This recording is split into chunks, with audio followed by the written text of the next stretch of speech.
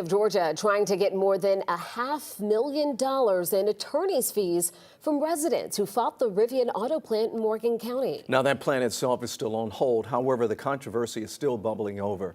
11 Alive's Doug Richards has more on this latest wrinkle.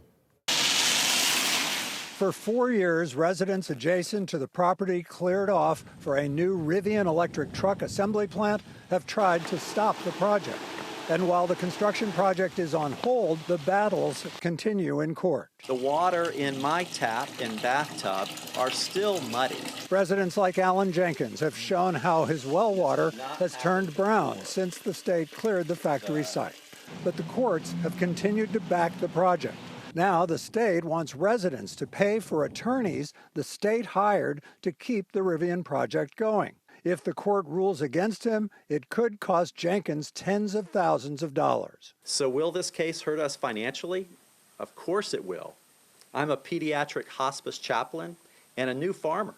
The state attorney general's office filed the motion in Morgan County asking for about $540,000 in fees paid to the private lawyers the state hired to fight the residents challenging the Rivian plant.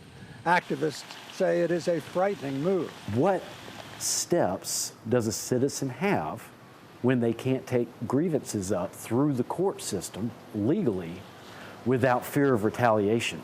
A Morgan County judge will take up the case next week. Meantime, construction on the Rivian site remains on hold, shut down by the electric truck manufacturer pending delivery of a federal loan. In Morgan County, Doug Richards, 11 Alive News. So a spokesperson for Attorney General Chris Carr tells 11 Alive that the state is still trying to recoup tax dollars spent fighting lawsuits the state believes to be meritless.